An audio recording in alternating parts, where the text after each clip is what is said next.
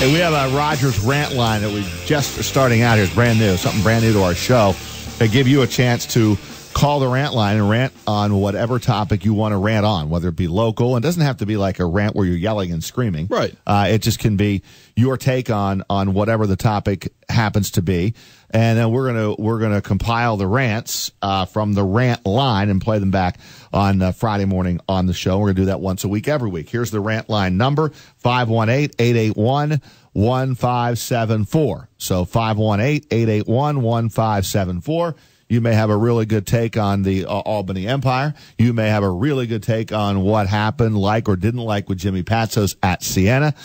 Those kinds of things. You may have a take on where you think Joe Cremo will end up. We think it'll be Creighton. You can have a take on Joseph Girard III. How's he going to do once he lands at one of these big-time schools? Is he going to have a big-time college career? I know he's going to go to a big school. Now I'm saying when he gets there, is he going to have a big time college career? Like, we're going to be talking about this kid for a long time. We shall see. Jessica Davos joins us, UAlbany women's lacrosse head coach. And hey, why not? We talk men's lacrosse on Mondays, but this women's program under Jessica Davos, who is a local product. She's an Albany native, went to Albany Academy, played at Syracuse. Her team has won 6 in a row. They got Notre Dame coming in town tomorrow for a 1:00 game. And Coach, good morning. Roger Weiland and Chris Honorata. Morning. Thank you for having me, guys. Thank you, Jessica. Appreciate it. And talk about your team's great start here to this season. Did you see this coming? You kind of pieced it all together here with 6 straight wins, and now, I guess, a real test in Notre Dame tomorrow. Yeah, I mean, we were certainly hopeful that we would end up having this kind of a run. Obviously, we started in a bit of a hole. You know, we started 0-7. We have a very young team. We knew coming in that it would be a rebuilding year, having lost so many kids from last year. And we played an exceptionally tough schedule to start the season. But we weren't losing by, large margins. We were right there. So it was just kind of a matter of putting everything together, which, we've been able to do. Like you said, we've run off 6 straight wins.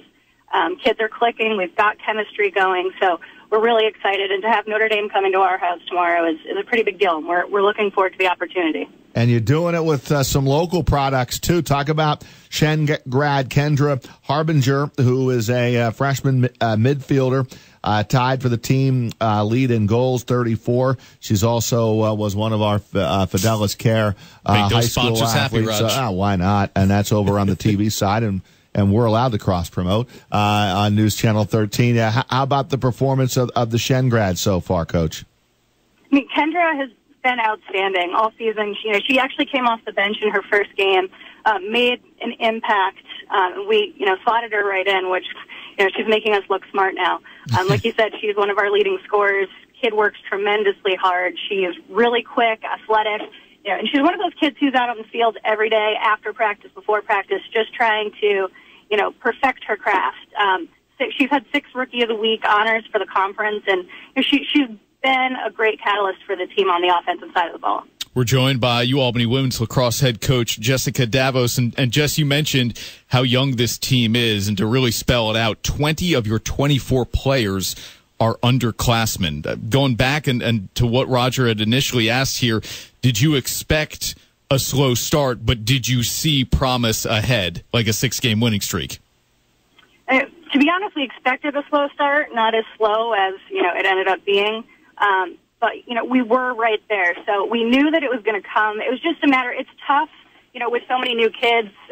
We had 8 new starters this year. It really is all about building chemistry. And while we're together in the fall, it's really those games in the spring, the games that matter when everything really does come together. So it's been great. Those young kids, we're building a great base for the future. So, while we're looking for obviously some success in the postseason as we just clinched our spot in the America East tournament, we're also set up for a great future. Jess, how did you keep this team together through an 0-7 start and obviously a change at the head coaching position just weeks before you guys got rolling? What was the climate like? How did you keep this locker room and this team together despite the slow start and the change of coach? I mean, honestly, it wasn't just me. It was also my assistant, Taylor Frank. We're a 2-man band right now. And we've really just been trying to encourage the kids, remind them that, we're here. Like, while we were losing, we weren't going away. We weren't giving up. We knew that we had a lot of promise on the field. We just had to, convince them to stay with us. And the kids bought in. They were all in. They never gave up either. They also saw, the improvement from game to game. And once we got that first win under our belt out in California, and we told them, it's a whole new year once you get to conference. Nothing really matters at that point. You just need to qualify for the conference tournament to get the opportunity to play in the NCAA tournament. We've got a chance, and we've got that now. Hey, Jessica, I asked you about Kendra Harbinger. How about Bethlehem's Kaylee Rickert and the season she has had, another local product on your squad? I think Kaylee is outstanding. She is one of our captains. She's been a captain since her sophomore year last year. She is our top markup defender on the defending side of the ball. She's also what makes things click on the attacking end, and she's running the ball between the 30s force and the midfield. So she's making things work all over the field for us, and she's been a huge part of our success. How do you match up with Notre Dame? I'm not going to, Notre Dame's an outstanding team, but I'm really confident in the progress that we've made. I think that we match up pretty well. They're incredibly athletic. They're very technically sound. And they play in a tough conference. The ACC is the toughest conference in college lacrosse. So they've got a tough schedule from, week to week. But I do think that, we present some matchup problems potentially with Kendra and her dodging ability. Our defense has come together, really well. Aaron Leghart in goal has been outstanding. So I think we'll have a good game tomorrow. And so it sounds like you think you can win this game. That's what that sounded like.